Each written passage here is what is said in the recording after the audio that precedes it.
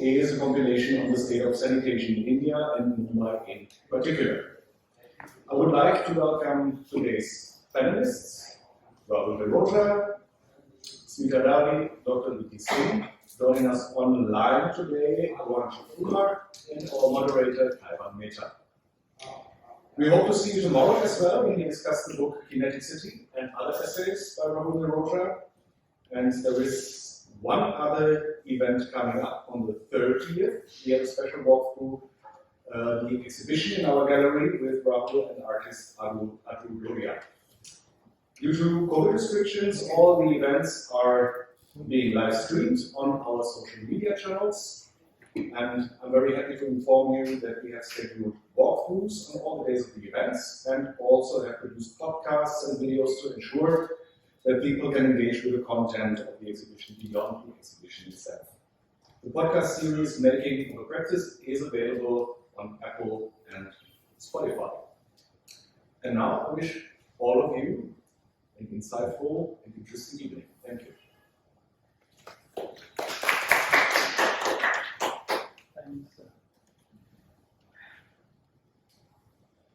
Thanks, thank you very much. Thanks, well, for hosting all of this, but also introduction and Amrita, Ela, Ria, Rishi, everyone who's put this together. It's really wonderful to be doing this, so thank you. So today's event, which is really to do the world release of this book called Extreme Urbanism 6, it really is more important that I frame it not just as a release of the book, which is, I think, something for me that is very important, but also to kind of position this as part of the series that we've been doing. And I'm very grateful to Binti, to Smita, Kaiwan, to be here, for Musti, to Mustansa, Dalvi to be present. Because really for me, the importance of doing these books and actually having this discussion, and I hope we can have one, is an extension of the kind of conversation we had about the role of civil society in urban making and urban planning, which we did a few days ago with the UDRI Mumbai reader launch. Because the question is that, can pedagogy in a condition like ours and what we produce from that research be separate from the world around us, right? And I think our resources are limited. Sometimes the bandwidth that we have even in our institutions is limited with the many constraints. And therefore, the question is, how does one actually leverage what might be pedagogy? Because one can't compromise the integrity of that pedagogy. One can't compromise the integrity of disciplinary cultures and knowledge. But at the same time, can one straddle that in ways that are effective to leverage change on the ground? And I think that really is the framing under which I want to kind of present this book on extreme urbanism. So this is the sixth of a series. The first two were based on Mumbai, the third was looking at Agra, and I'll explain all that in a second. The fourth looked at hyperdensity, which I think Kaiwan in his Shifting Cities kind of extracted as part of the installation. The fifth is looking at housing typologies, but really looking at a part of the eastern waterfront. And the sixth one is sanitation as infrastructure. The logic behind this is twofold in terms of the selection, but also the rubric, which is extreme urbanism. And I found, teaching in the US, but completely having a pulse of at least some pulse on the ground here, I felt it's interesting that in India, we have the premium, we have a monopoly on the problems in some way. And so this rubric of extreme urbanism was one which was very interesting for me because it actually forced me, as part of that rubric, and to be kind of consistent with setting up that problem in that rubric, is to take extreme problems, which in a sense were wicked problems, where even every solution opened up new problems, right? Which is really the reality of the way we operate in India, in cities like Mumbai, largely, where they are shifting institutional structure. But let's say the goalpost keeps moving most of the time, and so we have to keep adapting to that. And so therefore, how does one become more strategic in this kind of locality? And so the notion of extreme urbanism is about not only the question of choosing wicked problems as a pedagogical choice, but also as a choice of trying to promote interdisciplinary thinking, because really the best interdisciplinary thinking comes when no discipline applying its mind to that problem is comfortable. Therefore, it doesn't have a preconception. Often what happens why people think architects are arrogant because they walk into any complex problem and they have a solution because they're thinking spatially through the lens of architecture. And so therefore, taking the rubric of extreme urbanism was also creating a condition where, whether it was landscape architects, because I teach in a school which has these three disciplines very present in the same building, or whether it was urban designers or urban planners or architects, nobody knew where to begin, right? Because these are very complex problems. And so extreme urbanism took, this was the first one, so I was beginning to develop these ideas. It took the Back Bay and Nariman Point, where you have a fishing village, you have slums or informal settlements, you have high-end residential, high-end commercial, you have an incomplete bay in a sense, based on an imagination. It's a special planning authority, which is the MMRDA, so it's not under the municipality. So there's so many disjunctures there that resolving all of those are incredibly complex. And it has a legacy and a history, which also that book captures, which is Save Bombay Committee, Kishan Mehta. That was one of the first NGOs that looked at city planning in Mumbai. And Charles Correa for them actually had made a master plan where his idea was to use the Back Bay and Nariman Point as an extension of Bombay University, because from the Oval Maidan, it's like 100 meters to get to Nariman Point. So he saw it as the natural extension of Bombay University with the sea face. In fact, his models show a school of architecture, the schools of sciences and urban planning. It's a wonderful scheme, which is all in the book. And of course, he was doing that also to cap commercial growth in Nariman Point, because he wanted that commercial growth strategically to go to New Bombay.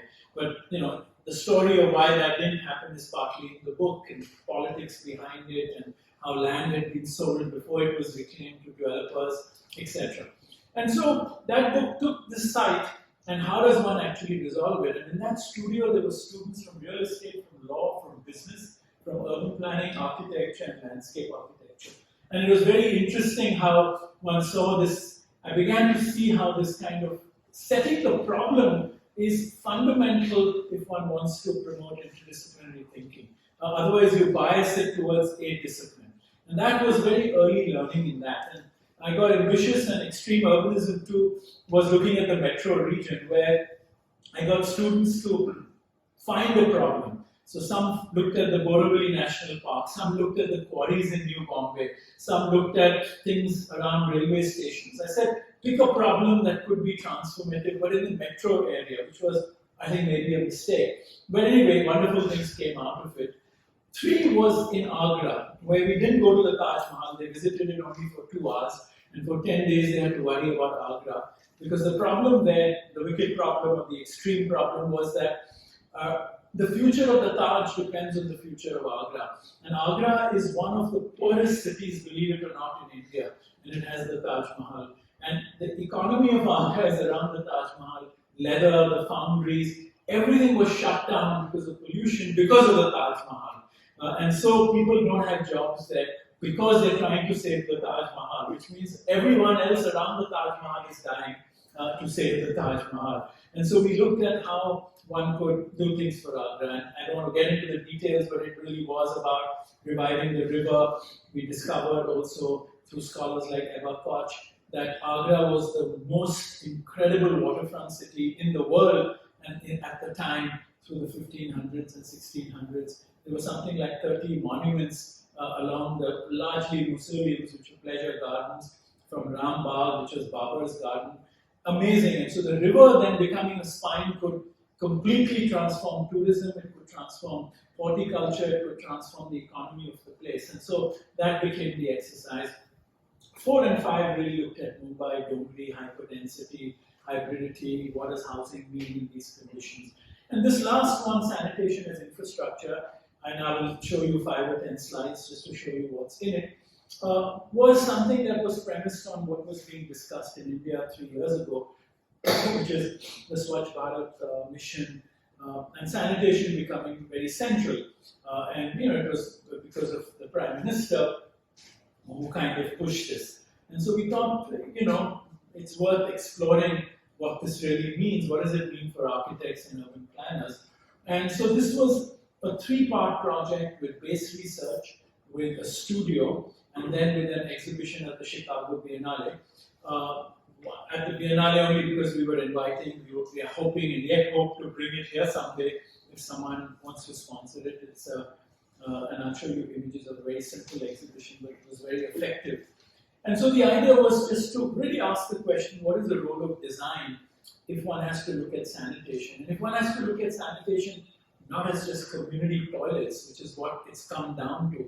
The solar Sauchalayas have become the new landmarks and monuments in the city. But how does one integrate it more within the notion and the imagination of infrastructure, and therefore sanitation as infrastructure? So let me just give you a glimpse of what this book is about, and then we could kind of, I think it would be nice to kind of pick up in the conversation broader pedagogical questions, because I know at KRVI, you're Rohan, Binti, others, they were engaged in not only the design cell. It will be good to kind of interrogate some of those experiences, which I'm sure Rohan will have a lot to say about because he was instrumental in the early years.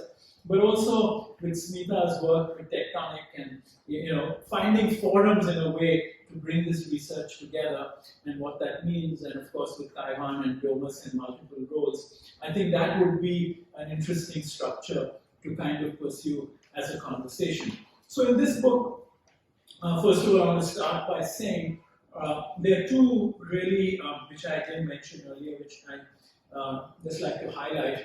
There were two kind of driving forces behind this series of 6 books.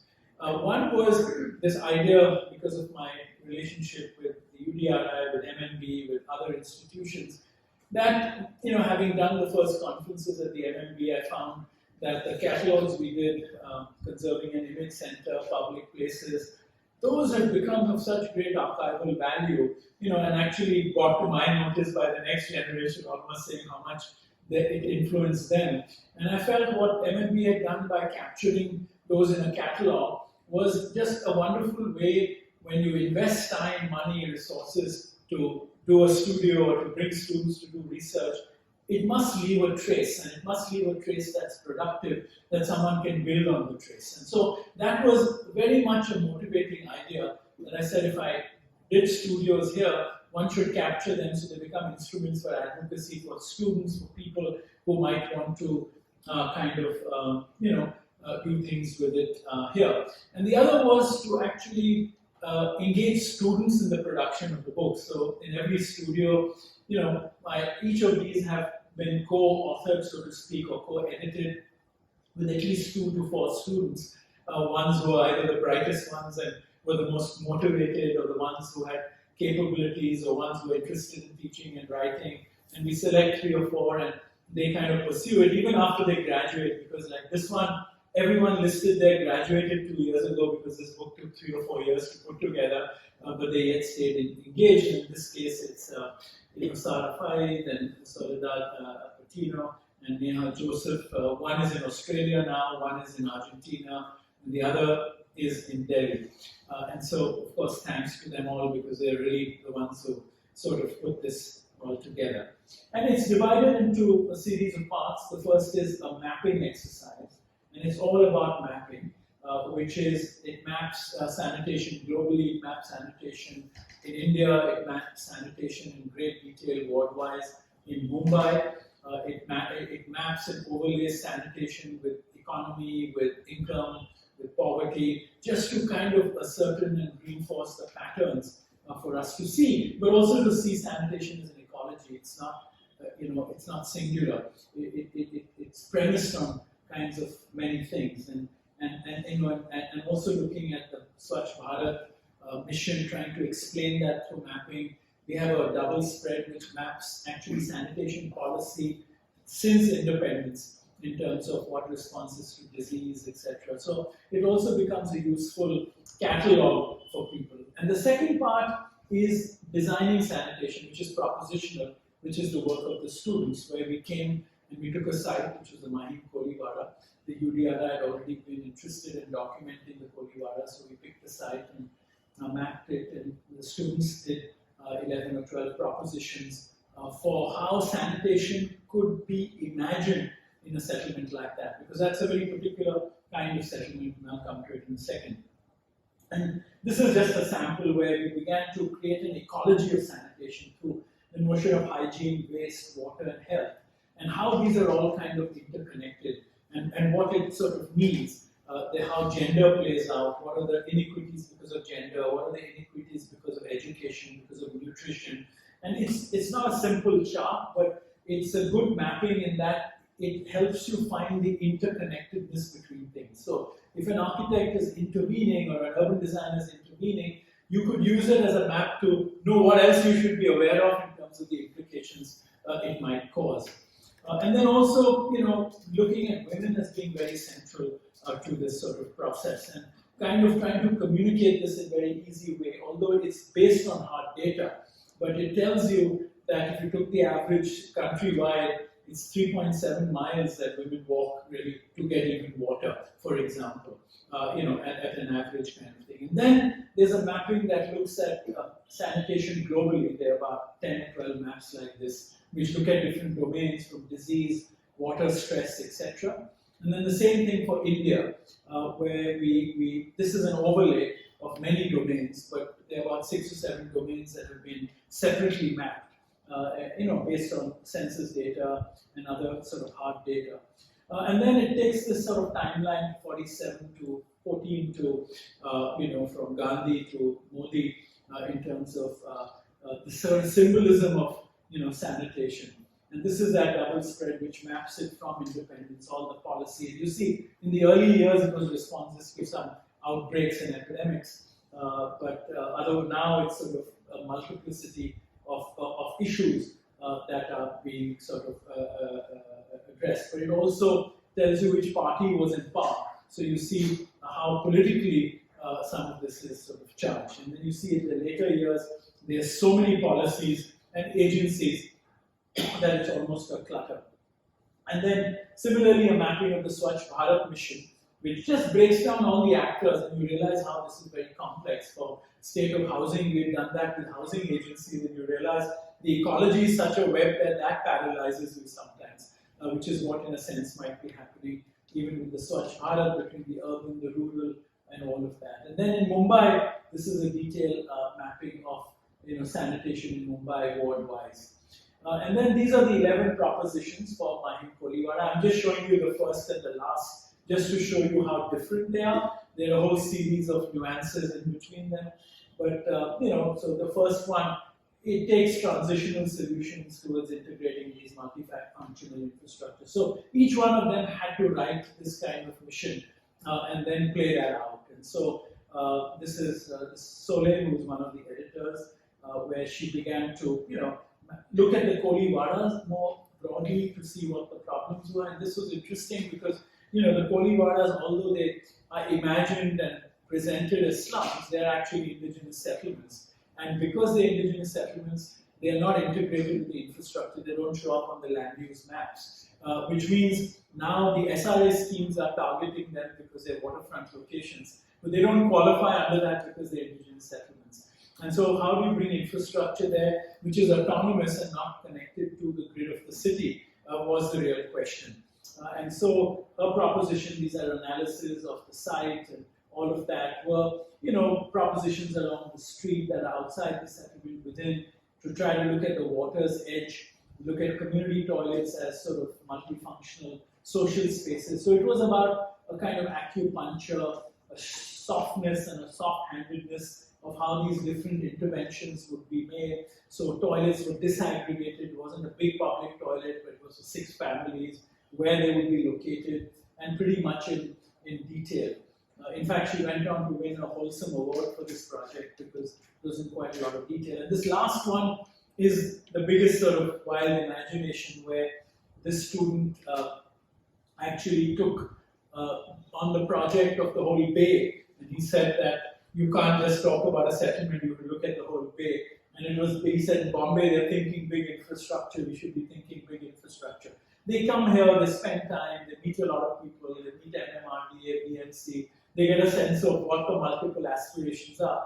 And different people pick up on the pulse of different aspirations. Some people become empathetic to the NGO voice, and some students become more empathetic to the government voice. And this was one where he actually began analyzing the entire bay and what was happening, and he came up with this sort of big infrastructure that would take the whole bay. It would be things that would attach to the ceiling, which would allow for fishing people to use that as docks.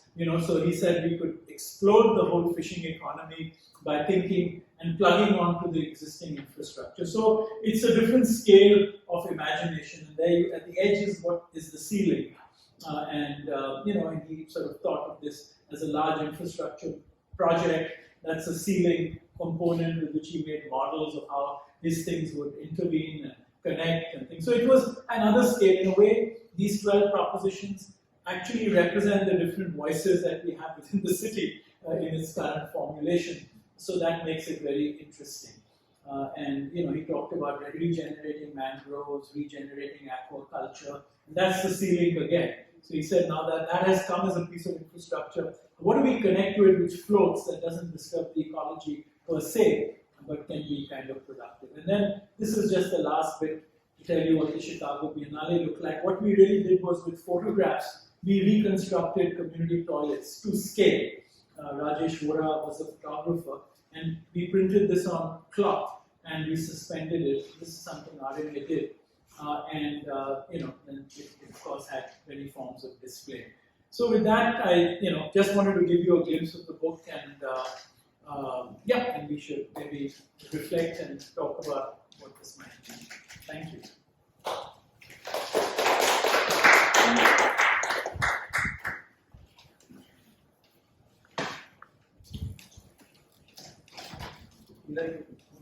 Release the book? Yep, books are there.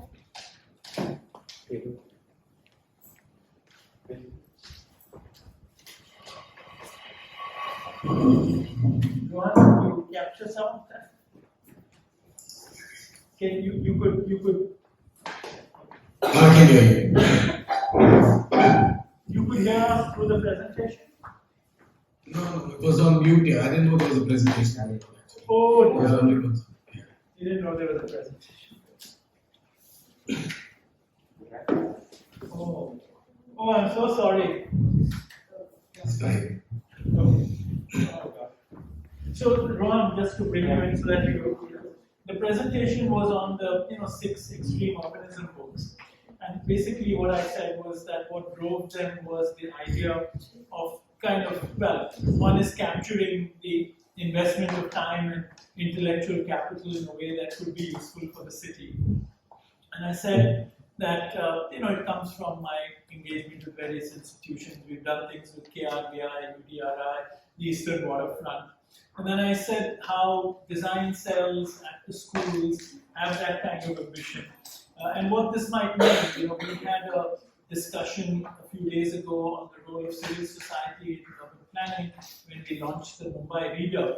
And I said that maybe this would be a good occasion with the release of this book to discuss the role of institutions in city making and what the reflections would be, even in your design cell, how you might reflect about what results it's produced or not produced, or does it mean that we absolve the government of these responsibilities, etc. So the idea was to just reflect, does pedagogy respond to it? How does it respond to these needs in the city without compromising its own integrity as pedagogy for that discipline, etc. So that was the framing. So I just explained what the different extreme urbanism books did. All right. Thanks, sir. We're just going to formally do that wonderful thing of releasing the book by tearing out all the covers, and then we'll start the discussion.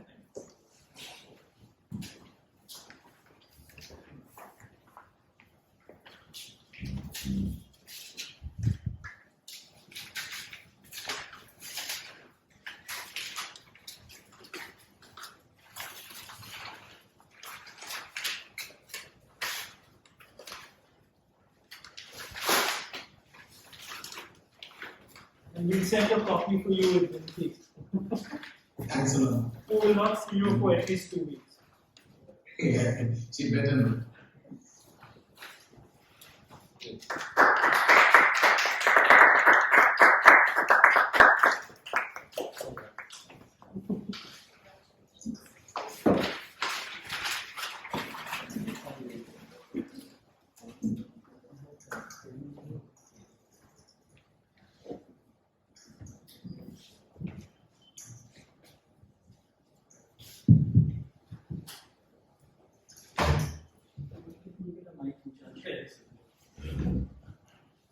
So thanks Rahul for that presentation, and thank you Rohan for being with us this evening despite your illness, and thanks Binti and Smita also being with us.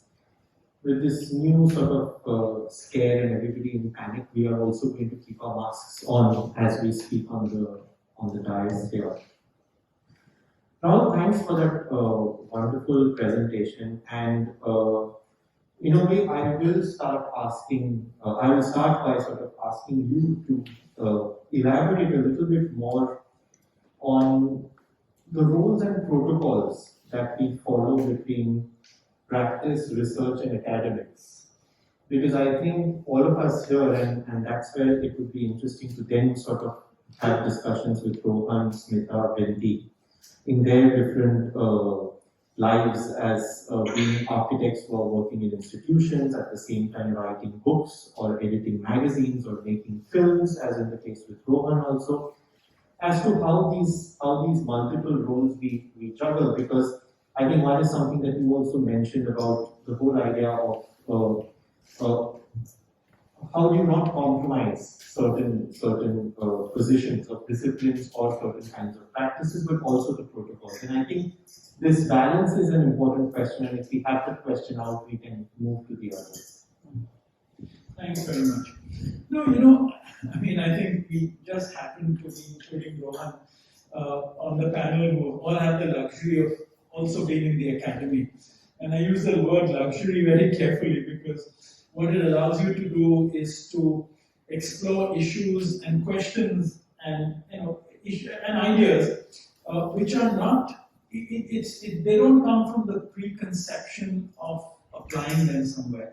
They come as genuine questions through observations of issues that one wants to explore. I differentiate that a little bit. I often see practices, who get a project and they want to do research on X because they are doing work on X. I mean, for me, that's not exploratory research. That's very applied from the beginning. In fact, it gets limited by what it assumes can be applied. And I think that differentiation we have to make. And I think this becomes the big question, because it's the broader questions. That's why I said wicked problems, and I said, that's why I use the word extreme urbanism, which leads to wicked problems.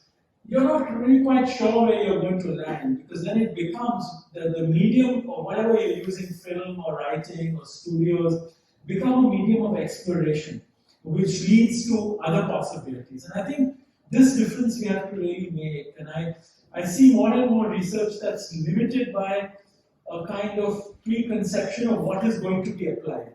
And I don't think that leads to the right answers. Now, I think, and I would be very keen to hear from Rohan his reflections many years later about the effectiveness or the non-effectiveness of the model of the design cells, which walks a very thin line between consulting and actually bringing academic research to bear. And that would be an interesting discussion. But I think this is where it starts blurring. And I think in the academy we have to remind ourselves that we are generating and constructing knowledge which opens up new possibilities. Thanks, Rahul. So I have three categories, and at the cost of being cheeky, I'm going to say that. So one is sort of these case study researchers. The second is hobby researchers who in the pandemic didn't have work in their offices and wanted to become researchers for 6 months or something. And the others are bureaucratic researchers who think they have to do research because they are an academic and they have to do a master's and then a PhD. And that becomes a certain kind of And I think these are three categories that one has to differentiate because people happily blur these, and that affects research. So even as somebody who sort of is constantly sort of trying to work through PhD researchers, this is what one encounters. Why do you want to do research?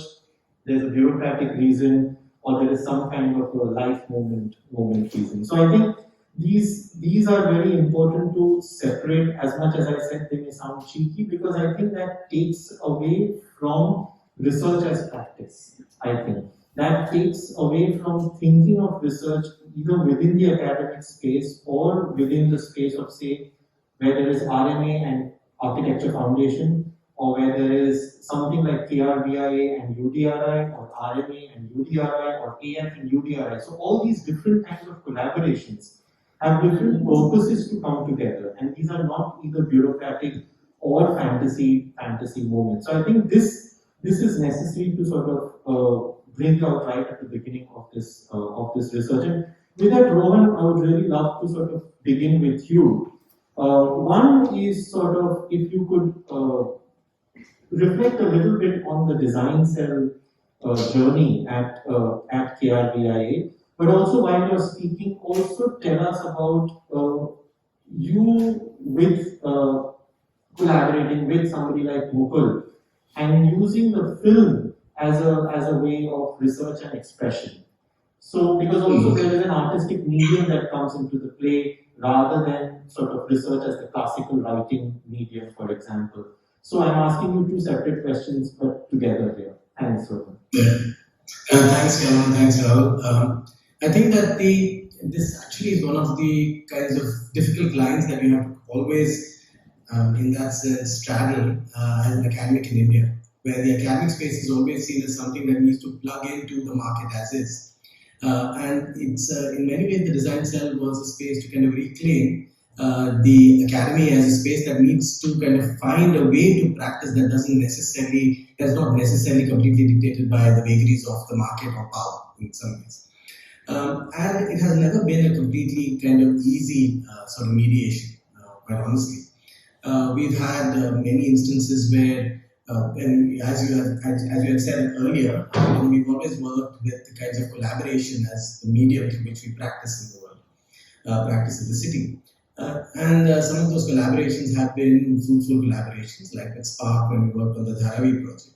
But there have also been collaborations that have actually started off well, and somewhere along the way we realized that actually ethically and morally, in some senses, we seem to be on two completely different planets. I guess what I would like to get to say is that the design cell then becomes actually a space of the exploration of the ethics of practice, actually, in some sense. It becomes a space where the academy is also questioning itself and its own preconceptions concerning the role of architecture or how to practice itself. And the design cell becomes a way for us to kind of really think about what is it that we have presumed and to challenge many of the preconceptions that we do have. We've also, one thing we've also realized is that we can't simply keep waiting for collaborators in order to start a new project. There were many areas that we felt of the city that we felt we could participate in, kind of improving or at least beginning to participate in the process of understanding. And we've actually even developed projects that were completely self-generated. Financing them was always a bit of a problem, so it was very often generated. The finances for these projects came completely from the initiative of the faculty involved. These involved projects with the fishing villages of Bombay, for example, which we had a very long-term relationship with, which never really evolved into a specific project as such. But it was a collaboration that lasted for 7 to 8 years, and continues to do so intermittently. So I think the design cell really became a space for us to really think about what is really happening in the extreme urbanism of our city today, and to start thinking about what does that mean for the way that we design courses as well. What are the new modes of mapping, what are the new modes of representation that we need to elaborate, and of course, what are the new modes of practice itself that perhaps don't begin from the classic urban design master plan level, but really begin with the sort of collaborations with the different community bodies, etc. So that is actually what we've seen happen, especially over the past few years. It's always been difficult to kind of keep the space of the design cell within the school because it is always seen as some sort of anomaly to the way that the Bombay University itself imagines what an architecture course is supposed to be.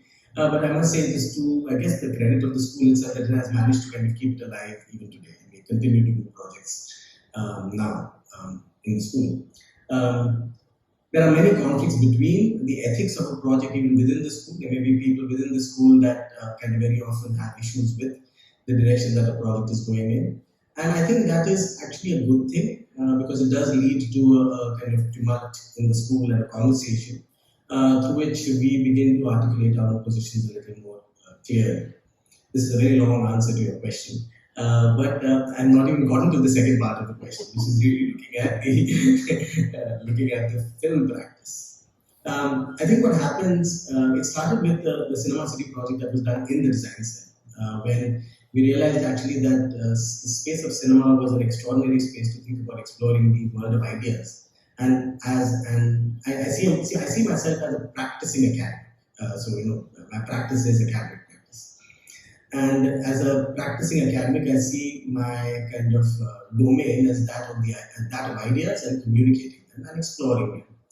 And film became a great kind of medium through which one could really explore not just the content of what is shown, but the forms as well, the medium itself of communication itself. And I thought that that is actually really what led me and Nicole to really collaborate on the films that we made together. I'll leave it at that for now, and maybe I'll come back later. Thanks, Kaiwan.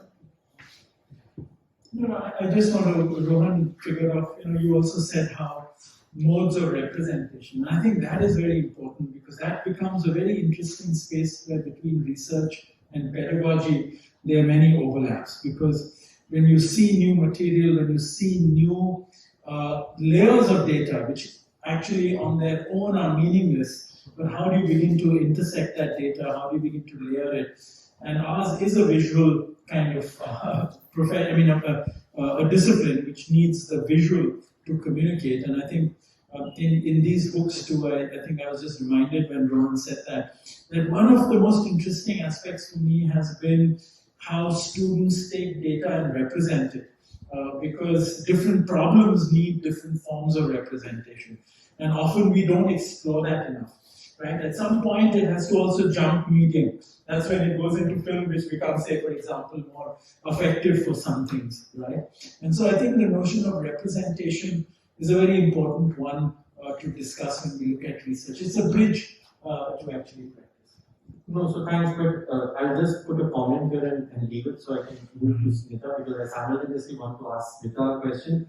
But also, I think two things. I think thanks, Rahul, for bringing in this question of representation. And I think that was important in asking Rohan to talk about cinema because it also, in what you're saying and he's saying, it becomes an essential medium of sharing. And that's connected with the design cell model problem, where in many places I have seen that it only becomes a route for full-time or part-time teachers to do consultancy projects. And then there is a question whether those consultancy projects really feed institutionally into the academic and the course structure. They may happen personally, where somebody has done some research and brings it to his or her studio. That's very different. But what is this institutional structure and whether that is enough? Because I think the role of the academia is also as a moment of sharing. And that, in fact, I had that thought the other day after the discussion on the Mumbai reader. And we said, we didn't discuss, or one could have brought it up that day, the academia as the shape of civil society, as a very important space where you have a certain captive audience through the system of course structure and teaching, which is also going to shape the profession in the next 5 years. So I think these are three related questions and we could come to them later. But before I forget, I thought I'll make a note. Smita, this is the point I would like to sort of come to you first, because I think as far as I sort of see your journey, and please correct me if there is an error there, is the space of an academic, which I think many of us have individually sort of worked to shape research within that, where any of us may have a research interest, for example, say documenting a building, and we can all of us do it independently, get a few students independently to help us or research assistants, etc. but we sort of make an effort, negotiate, either to make it part of a cost structure or an extramural kind of an activity within the academic space. And I know that it's not always easy to do that. Or sort of what you sort of interestingly did is setting up a referee journal within the space of college, institution, university space. So this role of the academic trying to shape a research sort of a practice, that one is conscious more as an academic than totally as an independent researcher. And that's what I find interesting in the things you've done, and if you could speak from that perspective. Yeah, right. This is working. Right. So as you said, we could do research independently also, but doing it as part of academy. And again, as Rohan said that, like Rohan, I am also a practicing teacher, a practicing academician. And one always felt that that there was a lack of research environment or the need of research in academia, particularly in architecture education. When I was a student, the word research I don't think was ever uttered in our classroom. It was all oriented towards practice and kind of need for the industry, right? When we began teaching, perhaps we were a little more wiser. Down the years, we felt that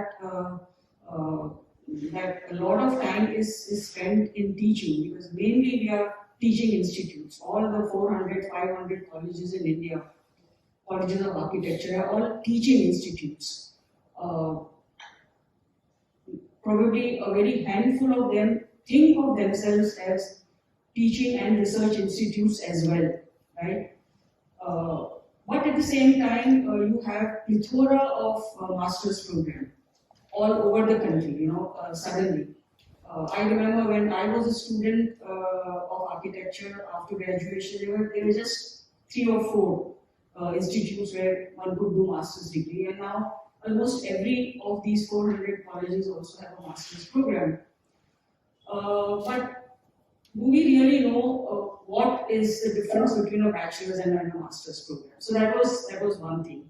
So how do we have a kind of a research environment being cultivated, And one thing that was actually missing in that kind of one link in that whole chain was a place to publish, because one realized that while teaching, so much study does happen in most every studio that every college kind of does, but it remains unorganized. At the end of the day, once the project is finished, everything is kind of over, bundled up, and perhaps, let me not say what happens to it, but something like this particular series of publication, one can see that there is an intent, right, which is put in place right at the beginning, that something like this will happen. So there is a simultaneous effort of documenting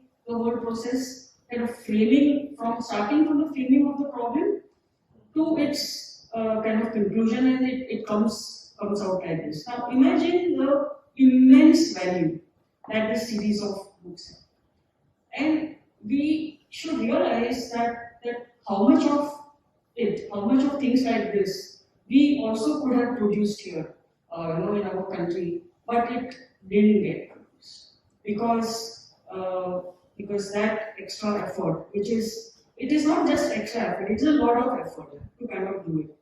So for both, as individual researchers, as part of academy, or as kind of collaborative, institutional work that you are doing, there was a lack of platform where you could publish, and publishing is integral to research. So that's what I saw the gap. The institute where I teach, Mehta Education Society, it runs several colleges, and the chairman had already kind of set up kind of journals for education and engineering, couple of departments, etc.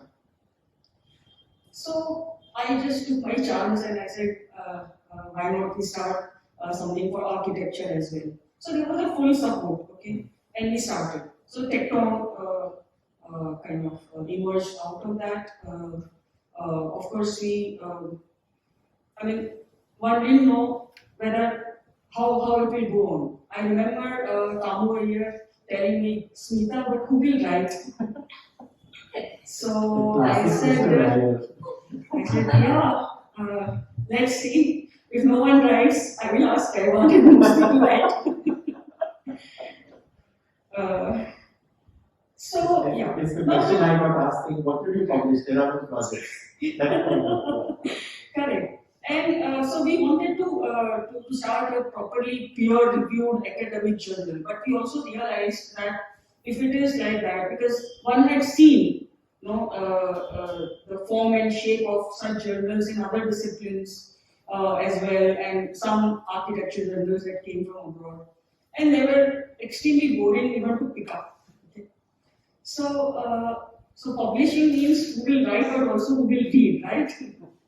And so we thought that it should not be just dry academic papers. So we said papers and essays, write essays, because I think that's a form which allows you to kind of experiment as a writer and voice your views, opinions, etc.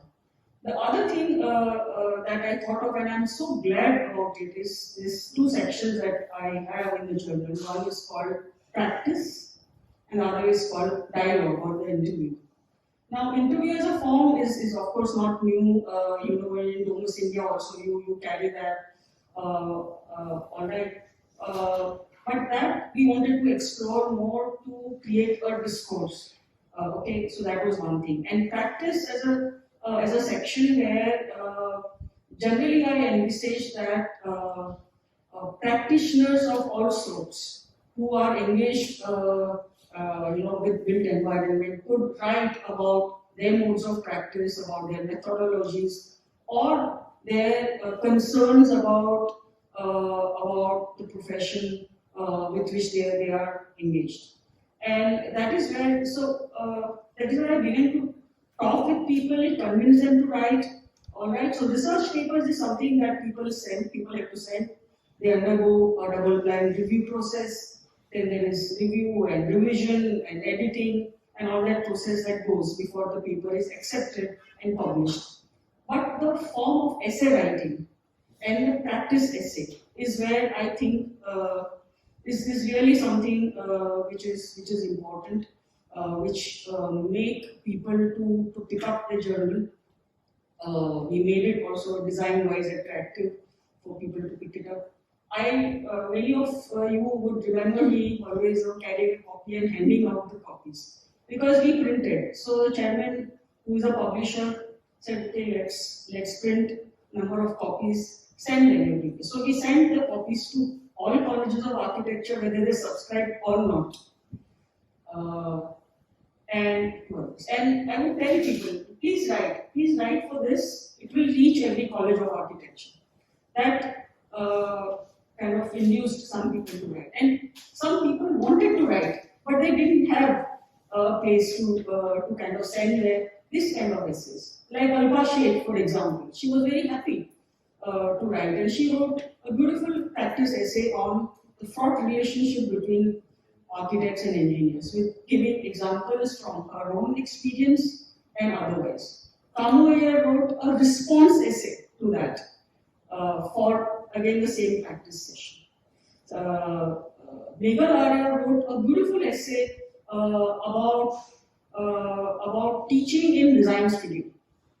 And one of the things, question that, as I recall, she raised was about the authorship of the work that is produced in the design studio.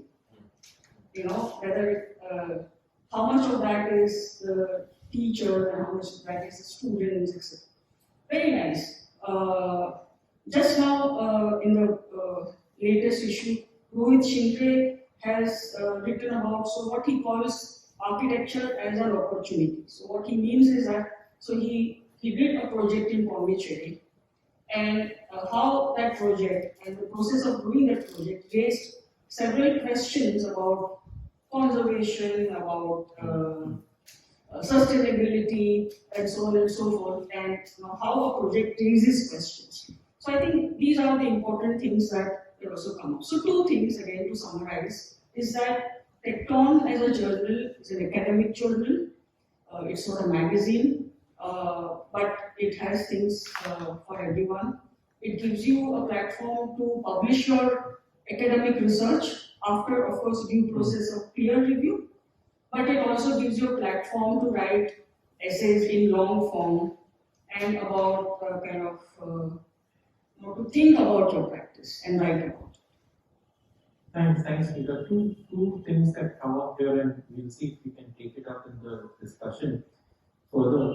One is, I think, this question of what kind of teachers and academics are all teachers academics is also a question. But the teachers that we have in schools today, again, to borrow from the earlier phrase I had, we have a lot of bureaucratic teachers who are teachers because we need the number of teachers in schools, and for various reasons, some people say, I will do it, and of a thing.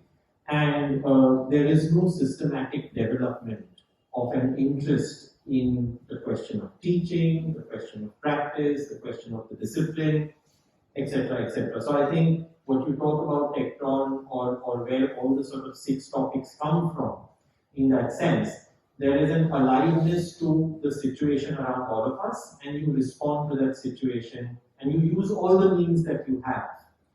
I think the second question that comes about, and maybe Rahul, you can comment on that later also, something that we discussed as the question of filmmaking, for example, in the case of Rohan, but also the ability to write, or the ability to adopt or work with a form that you could convey, communicate, express everything with. The second, I think, is easier to work through because we also struggle about it as with PhD scholars, etc. The first, I think, is a much more problem, conceptual or abstraction kind of a question where what is the investment of teachers in the academia to see themselves as, even if not shaping themselves as independent researchers, but to see every course structure that they write as a certain process of research thinking, at least. I think that's a question we could come to later. But maybe Binti, that's the research thinking is the question that would be nice to sort of connect or move from Smita to you. You have been interested in sort of writing books, and as a practitioner, you're very active. In a sense, you're at conferences, you're on advisory panels, and you see that as a very important way of engaging with the world around, whether it's a more bureaucratic or a series of bureaucrats who are talking about smart cities, or it's a series of academics. The interesting thing is, from what I realize, you don't really differentiate between the two, but you believe that you have to participate in both forums. And then you are also, again, like all of us, an active teacher. Can you talk a little bit about that space of contributing across these different places? Thank you for that question. Yeah, when I first joined KRVIA, I am from IIT Mumbai actually, and I am a social scientist. I have an MPhil in planning and development followed by PhD in urban studies at IIT Mumbai. So that was 2011, and then I joined KRVIA, and I loved it. Because for the first time I saw it as a flexible space, so much of drawings and everything, and I found it more relaxed. Because IIT is very regimented, and we have to produce papers. You found KRVIA relaxed. Rohan. I found it so relaxed. Yeah, I did, and maybe so that's the reason, and of course, but it was different for me. Let me say that it was not relaxed for the architects who want to be architects, but relaxed for me because I was coming from the very regimented kind of discipline. So, but then I started talking to them. Of course, Rohan has a big repertoire of work already, and I love his work because the way I mean, then I realized that, it is not a research paper, which is the only way of representing your ideas. You have some ideas, there are so many ways of actually communicating to the world. Even architecture is a form of communication. So it was actually a learning space for me. KRVI was actually a learning space for me. And but I realized that the challenge that was there is that people reluctant, as you mentioned, people reluctant to write. I mean, because they are so, we can do it with drawings. Why do we have to write? And I actually think that, as a picture or an image speaks 1,000 words, so why put all that effort into words when you can draw a picture? So yes, you have that added quality, you have that technical skill, which I don't have, and so I have to express myself through the written word. And at the same time, the Smart City Mission was launched in 2015, and it was a good opportunity for. It seemed to me that cities have now become laboratories, and let's just think about it. And so because I have been specializing in policy and governance, so that was my forte from the very beginning. So that is how I got engaged in that space, and when I started writing actually from 15, 16 onwards, it was more from an individual drive, nothing else, because I had no funding, I had nothing else with me, and I was unemployed. So I had nothing else to do, so I wrote. Because that's the only skill that I had, just research and writing. And because I knew that if I don't publish, then I don't have a second chance in the, in academics per se. Because as you said, we are rightly, the bureaucratic and the case study researchers and the hobby researchers. I'll add another fourth one, the passionate researchers. That is I was complaining about the three. There can be many others. Yeah. So I research out of passion, and then of course now as Dean of Research and Academic Development at KRVIA, I've really taken upon myself very seriously to make people write, and they are doing it. In fact, we have already written with Manoj, it started, and then 3 more colleagues have contributed. We have come out with one book, it's called Resilience and Southern Urbanism, published by Routledge. It is in production. It will be out in January. And again, a sequel of that is happening where we are enticing, I am enticing more faculty members to write. So yes, because they understand the value of it. It's just not that, we have to get NAC accredited and everything else, the bureaucratic way that, we have to go up the ladder, etc., etc. That is one part. But also the fact that, as Smita mentioned, after the studio is done and after everything is done, what happens? I mean, if you don't come up with an outcome, a tangible outcome, a film which stays forever, or a book which stays forever, I think that realization has succeeded. So, Binti, could you a little bit expand on the collaboration of writing? Like you've done a book with Manoj Parmar, who's an architect, comes from urban planning. You're talking of other collaborations, and as I said, you present your work at many platforms. So what has that interface meant to you as an academic and a researcher? If you could specifically speak a bit more. Yes, this is a very important part actually. Today, when I started off, it was a lonely journey. Anyway, PhD is a very lonely journey. I was alone now.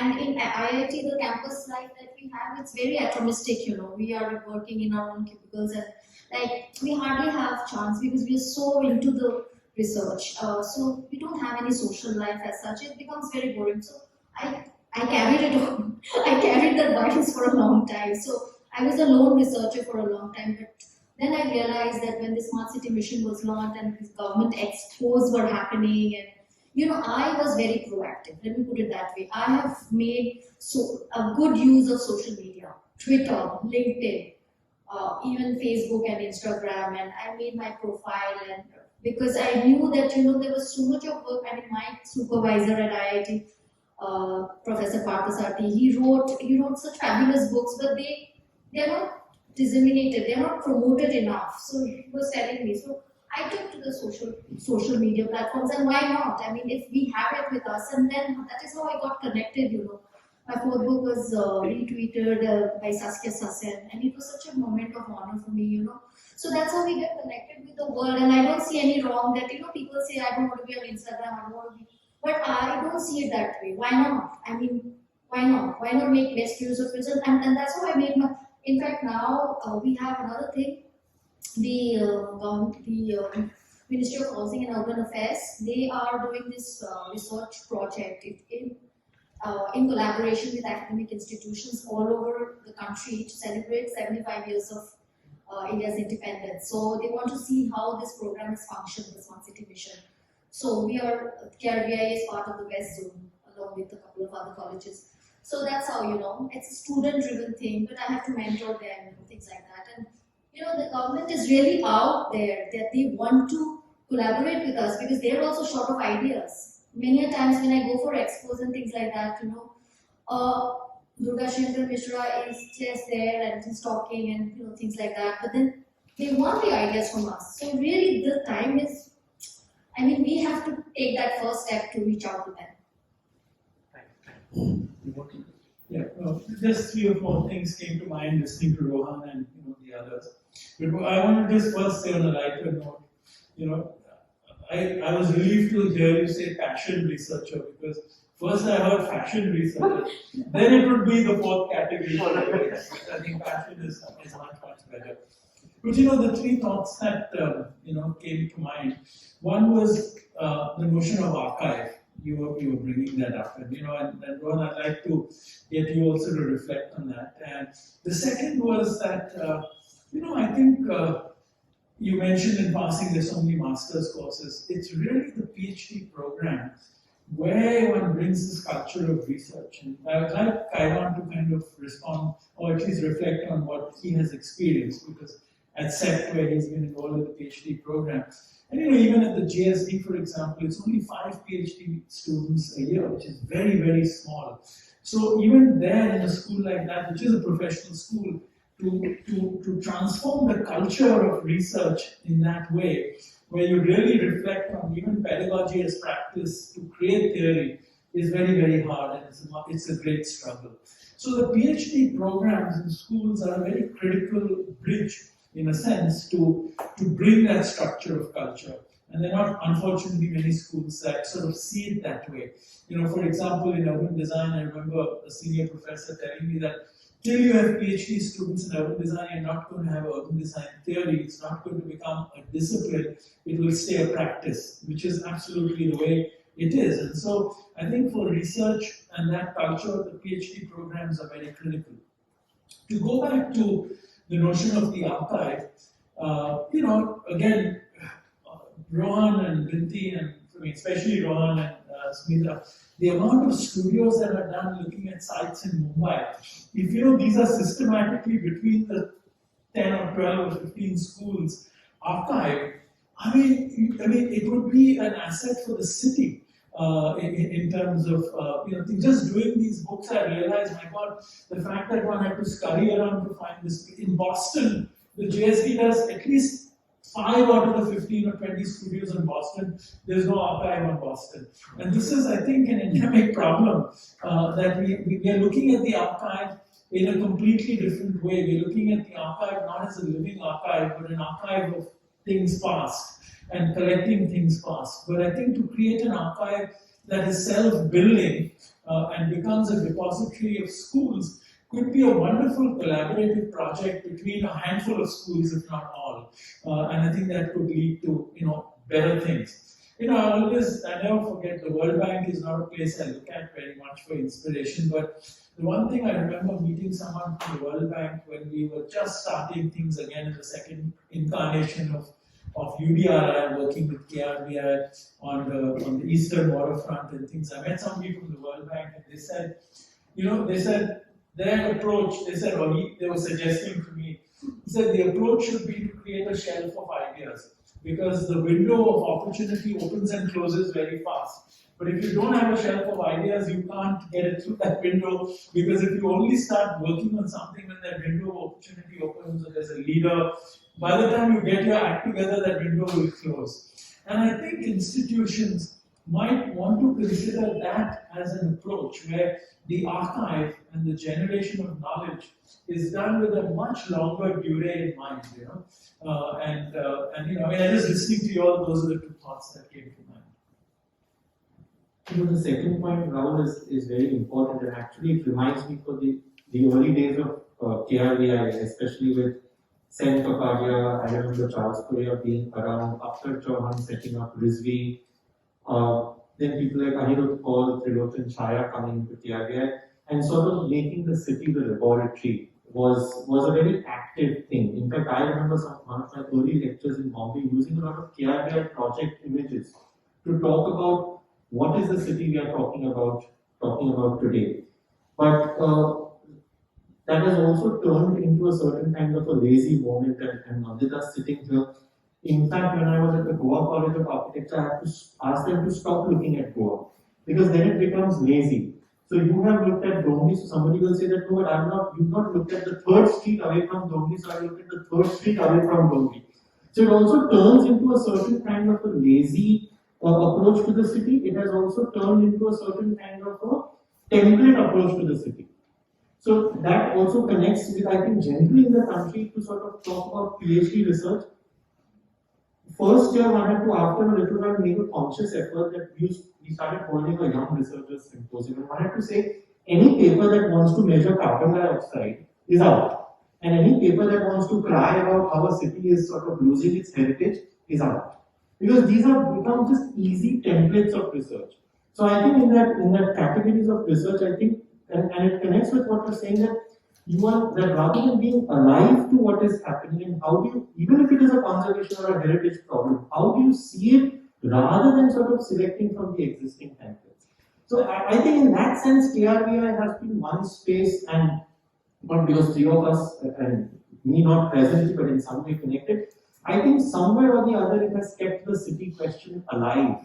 And I think that has partly been, Rohan, correctly if I'm wrong, also the contribution of the design cell in some way, or the trickling down of some conversations from the design cell into the teaching space, where the city question has been alive. But it has also the danger of becoming these templates, rather than becoming archives in that sense. Yeah, and therefore I think then, that's why I think going back to the conversation of the archive becomes important and, rich. I just want to say one thing on your comments. In fact, going back to the comment or the observation that interdisciplinary work comes from a sense of uncomfort or discomfort, that's the reason why in this series, every problem chosen is so dramatically different. So no one slips into a comfort zone of even taking a tangible part of the city, because sanitation then takes you into a completely, or Agra, by focusing on the river, takes you away from the built environment.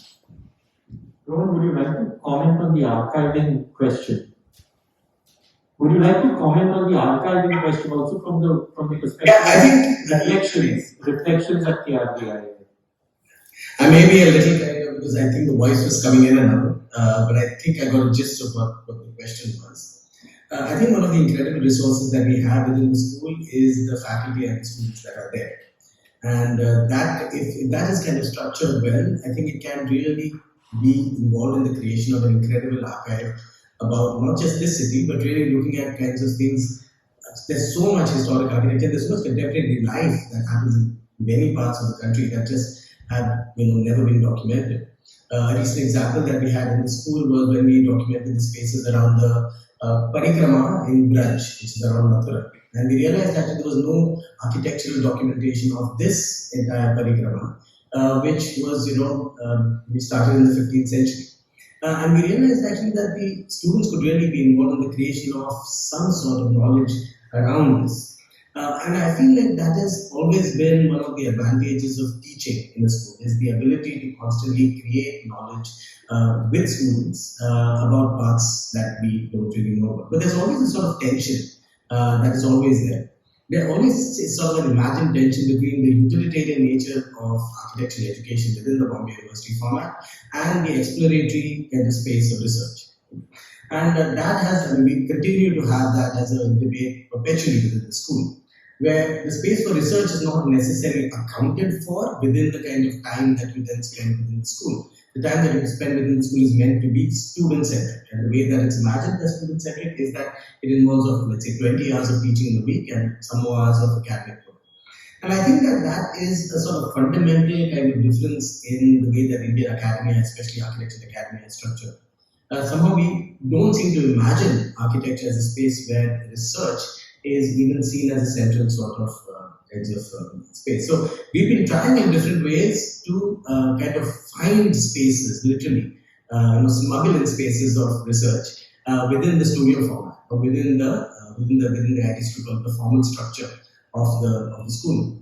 And sometimes it's successful, sometimes it's not. But I do wish that it was enabled a little bit more by the actual system itself that administers education.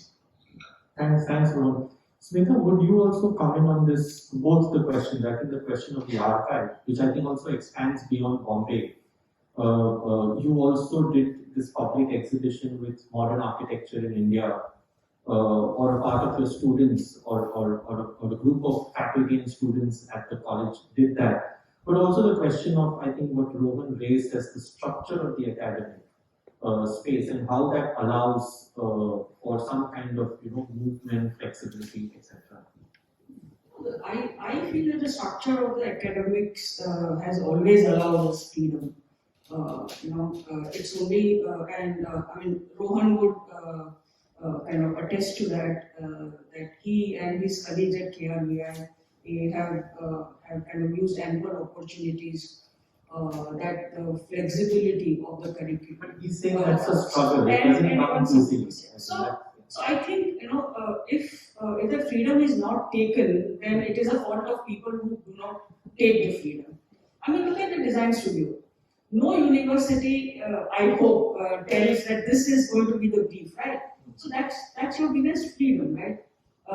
And several other things. And the current curriculum of university has several very open-ended courses in which many things could be done, which some of us are doing, sometimes successfully, sometimes not. But yes, what I would like to say in this context is this, that we have to accept that the undergraduate architecture program is not necessarily a research-based program. It is, we have to differentiate between what is undergraduate and what is postgraduate, or what is graduate schools, that is how it's known worldwide. And so we have to obviously train the students enough at the undergraduate level about the necessity of research and its basic methodologies. But when they come to the master's program, that is where I would like to ask, what are you doing? What are you doing at that stage? Because at that stage also, if it is all about teaching and giving a lot of gyan about so many technical things, if it is about doing projects, like problem solving, then I think you are losing an opportunity, because that's where and I think because of the weakness of the master's program in our country, that I think we suffered at the level of PhD, which is also very nascent. It has only kind of picked up its pace, I think, in last few years, where a lot of people are now going in for PhD.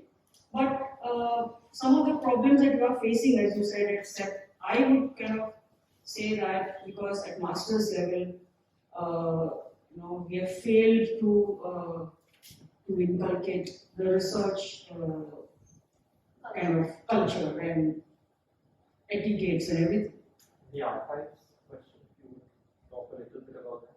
The archives. The archive. Measure drawing, the studio work. The students' work, yeah, right. I'm reminded of the 25-year exhibition that KRVI had put up, and all the efforts that went into kind of retrieving back some of the old work, etc. But from now on, I'm supposed they are documenting. At Philae College in Mahatma Education Society, we have also recently begun archiving for last, I think, 4 or 5 years, at least all the design outcomes, or at least some of the main ones, some of the thesis outcomes. So that we have kind of begun to create. It is easier now because of the use of digital medium by the students, earlier too difficult, but sooner, you start, the better. I mean, better late than never. That is what I would say. But what Rahul said is that, imagine if few colleges kind of came together and put out the best work kind of in an openly accessible archive. CEPT has that, right? So I think some of the models are already there. I think people have to just study those models, but devote time and resources for doing it. So that's where you asked about what is the role of a teacher, So I think that is what we have to ask ourselves. But I just one point down before you speak. I think all those models will also need a structure. Like for example, I'm also reminded of in my memory, one of the best reflections to the point I knew was where we put about 5 years of measure drawings done by second and third year students. Now that had a structure of how you saw the landscape of India and its history in a certain way.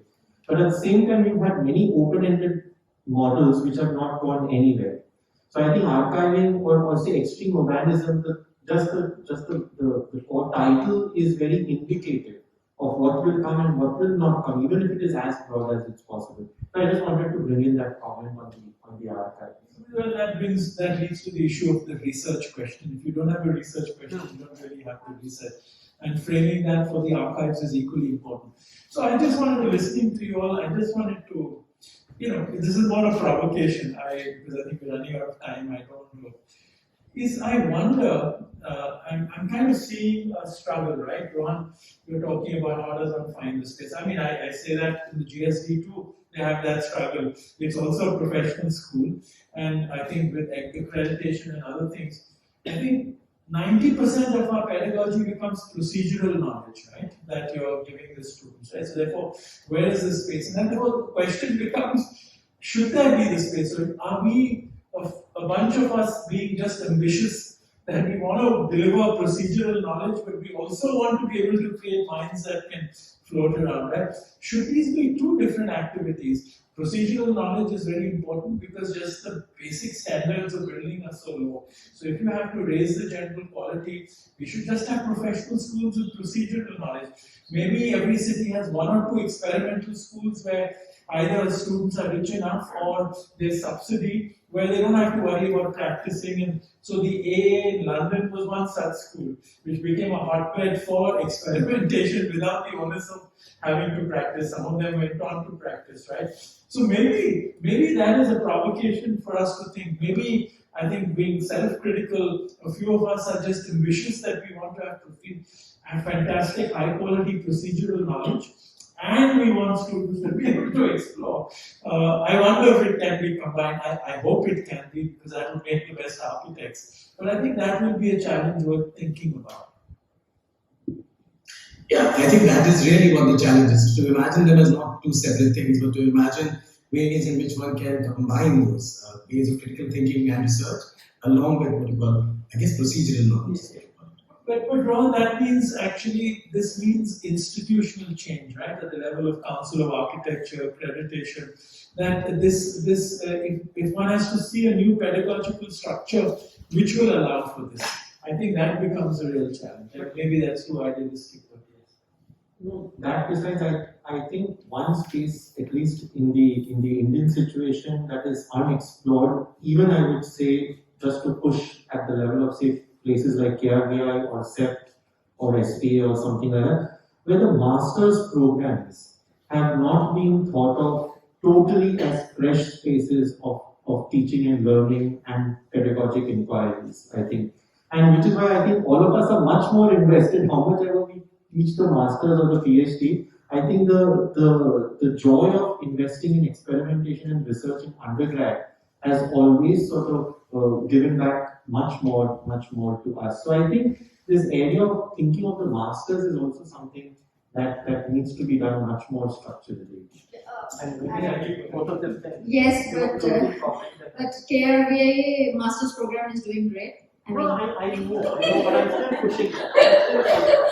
So really, we have pulled up, and we are trying our best, putting in our best efforts, kind of, inculcate that. But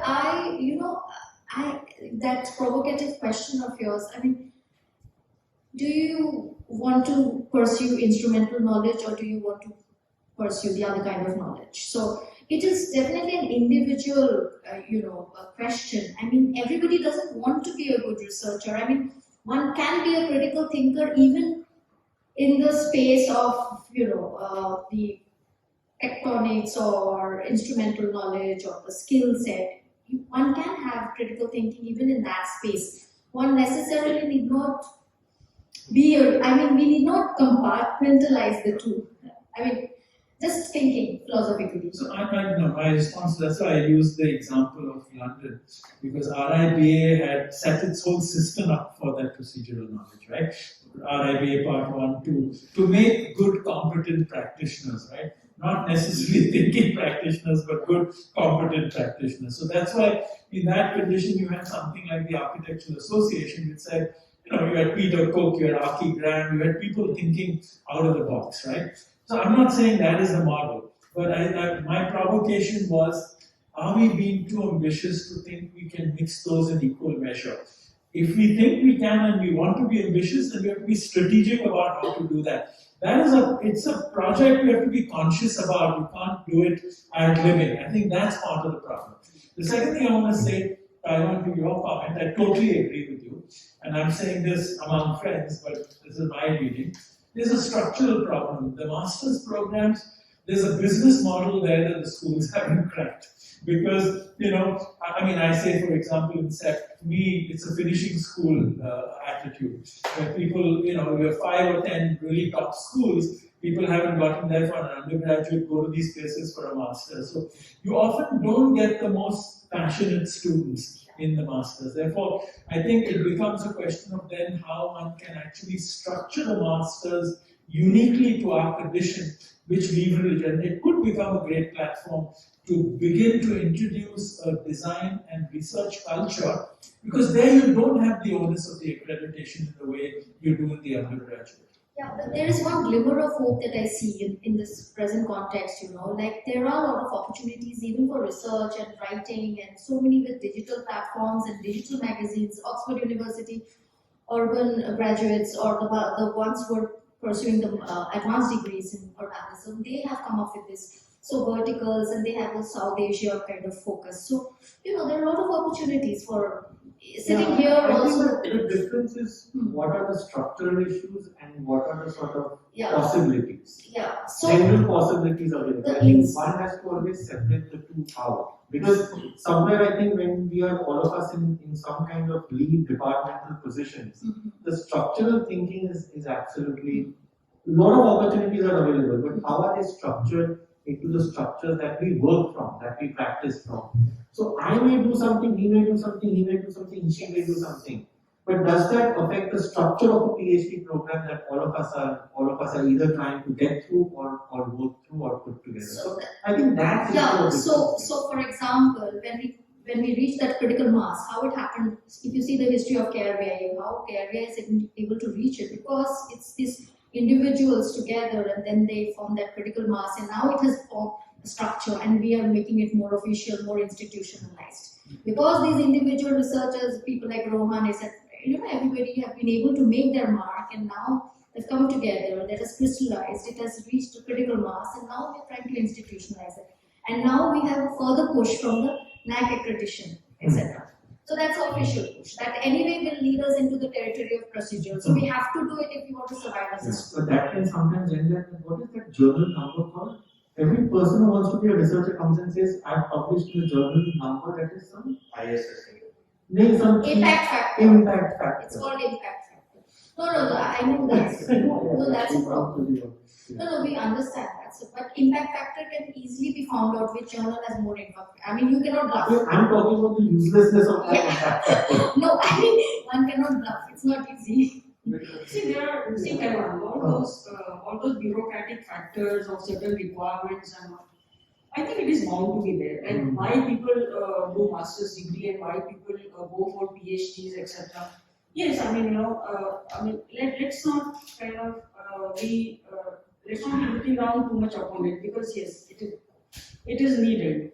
Like okay, when I joined PhD, I was already a professor. So for me, it wasn't like that. But my supervisor told me, Smita, you're taking it too slow because your future is not dependent on it.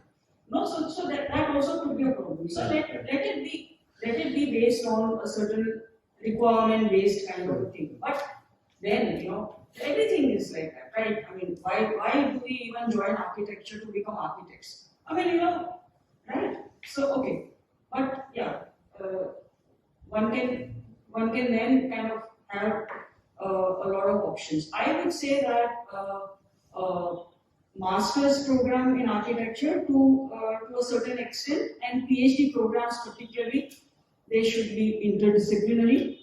They should not, I mean, as far as possible, choose your supervisors who are not architects. Kind of, I think what is more important is to select a good problem to research rather than these set templates and kind of methodologies. There's so much importance given to so-called research methodologies, but not enough to what is it that you want to investigate or study, right? Now all these things are for masters and PhD. I think if we try to do all these things at a bachelor's level, then I think we are beating the wrong university. Because I do agree with what Rahul said, his provocation, that the procedural things. I mean, it's a professional degree course. In our country, there is no separate professional exam, right? As it exists in other countries. It puts a great amount of onus on you as a school. And yes, I mean, the students have joined your school to become an architect, and that's what I would assume, right? And you have to deliver that. I think within that, there is enough scope to offer several possibilities within your course structures. One simple thing that all universities can introduce is credit-based thing. We have it now, but it is still, students have very limited choice of doing cross-disciplinary credits, which is a norm in IITs or in other universities abroad. We don't have that, right? If that was there, then students give autonomy to the students to choose whether they want to excel towards the procedural things and become a good architect. Because remember, we don't have good architects. I was not complaining about the structural problems. What I was only saying that we have to think some of these things through the structures within which courses or degrees are worked by. That's There what I was have to be saying. choices given to the students. Because I Because we completely cannot- agree, and I think this opens another Pandora's box which we will not get into is thesis. When I insist that a student's thesis has to indicate that he or she is ready for a BArch kind of a degree. But yeah, we'll take a few questions from the audience if there are any.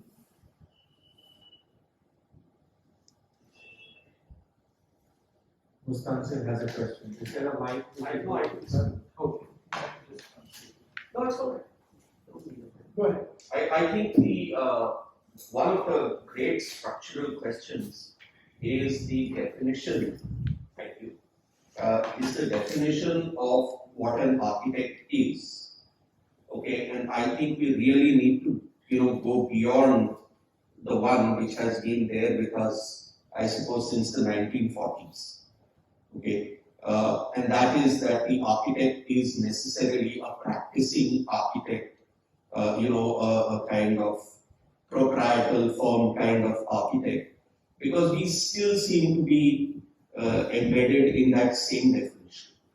And all our courses, 400 colleges, are all aimed at bringing out people who are like this, which is what makes all of you outliers completely. You realize that. The interesting thing, and this was bound to happen, is over the last 70 years, more than that, 90 years almost, what architecture is, in fact, has changed radically. And how people achieve the same end has changed radically. People can achieve architecture doing many different ways, through many different ways, rather than this singular procedural thing, which is still the mainstay of colleges of architecture everywhere. what is not being helped is that from the top down, there is a bureaucracy which says, no, this is the only way it can happen. Okay, which is because of the Council of Architecture and so on. So, very recently, I think the courts gave a judgment that, it's not that just because you have a registration, only you can practice as an architect. I have a feeling that that's probably a good thing. Okay, because if it breaks down who you are as an architect and allows for many interpretations to happen, it is good for everyone. It's good for all concerned. It brings in this certain multidisciplinarity of an approach, to achieve the same aim, and it brings down the hierarchy of who you are as an architect and who so-called works under you rather than with you. Okay, so this is the point. I mean, my point is that the definitions of who an architect is, especially in India, need to undergo some sort of rethinking. Thanks. Yeah. No, I think that's a very good point, and I think, I'm sorry, just to loop it back to the sanitation as infrastructure. That was exactly the point to ask with sanitation, right? Sanitation had actually in all the discourse, whether it was Swachh Bharat, whether it had become equivalent to community toilets, essentially. And so therefore, the idea was to broaden it, and I think asking that question is critical. Of course, it's opening up a can of worms, but a very critical question. Ironically, to teach in an architecture college, you require an architecture degree and that registration of Council of Architecture. They allow So one this is talking of an very artist and a civil engineer. Because you need not be an architect to teach architecture, right? It's a discipline, and actually we need voices to come in, like how Binti's voice and many others who come in. But no, so it's a very Very archaic. it's a very But I think reverse to come back, I think to the extreme urbanism discussion also. I think one of the questions in some of the earlier ones that one has had the chance to discuss with Rahul, I think the question was basically how do you design the studio?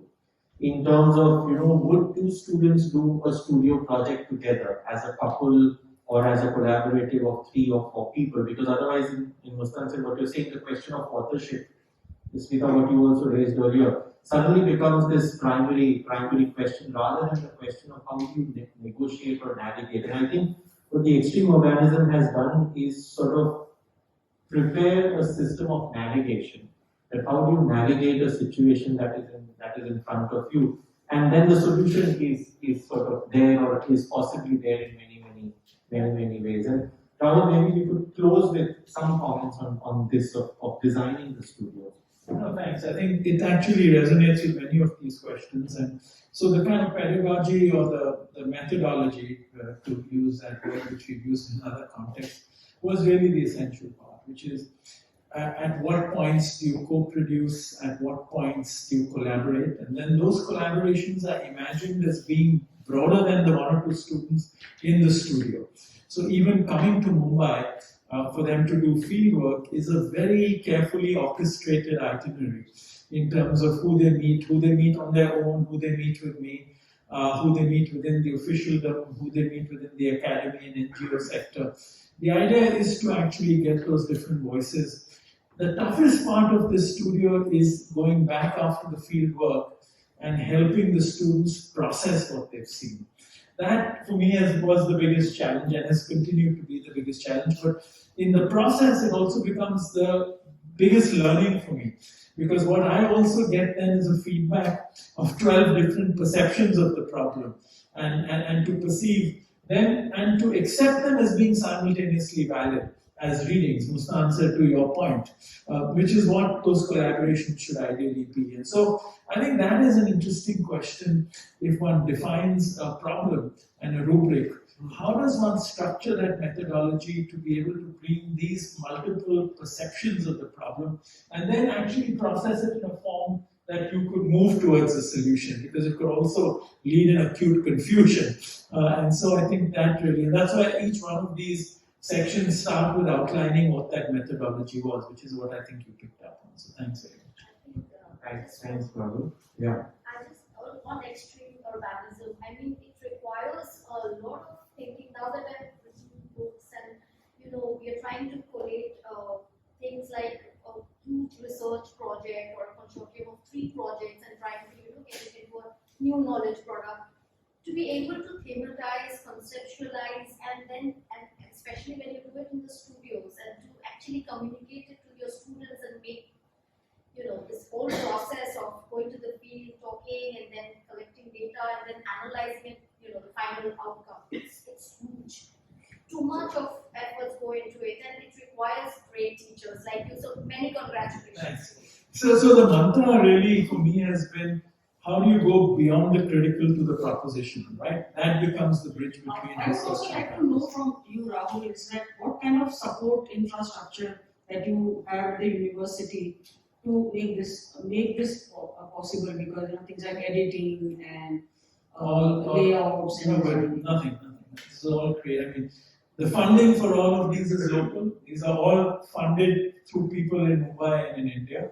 The Agra book was funded partly by the World Monument Fund because they were doing a project in Agra, so there was some synergy. And from that fundraising, which is all local in India, none of this is money coming from America or from the university. That's the onus on the professor, so I raise the money here. That we then get a copy editor, we pay for photography. Dinesh Mehta has been, and Rajesh Vora have been people who've been. Dinesh Mehta came with us to Agra, so we raise the money for him here. So that's why some of these, this book, for example, this studio was done in 2018 or 19, I think. It's taken almost. And the book design is. This is designed by an ex-student. It's edited by students, and who are then credited appropriately. Yeah, so it's all. So this is student work, and it's funds raised all locally in India. It's not funds raised in the US. So there's no support in that sense. Actually, that is the saddest part, I think. That we don't have much support for this. And we really. No, but Binti, this is what I want to correct you. I mean, I think part of the provocation, let's say. I mean, Rohan knows for the Eastern Waterfront with KRV, we raised money. IDFC had just started, we went to IDFC, right? That was raised, Rohan, locally. Each one of these books, the money is all, the support is all local from Mumbai, so there's no reason you can't access them. Yeah, we have to put in a lot of efforts. On that note. Well, as Gandhi said, One really hopes have purpose and the means will follow. So you have to define the problem, and I think you can find. one really hopes that this becomes a model, to learn from and kind of work around it. Maybe That's why I did the world launch of the book. Yes.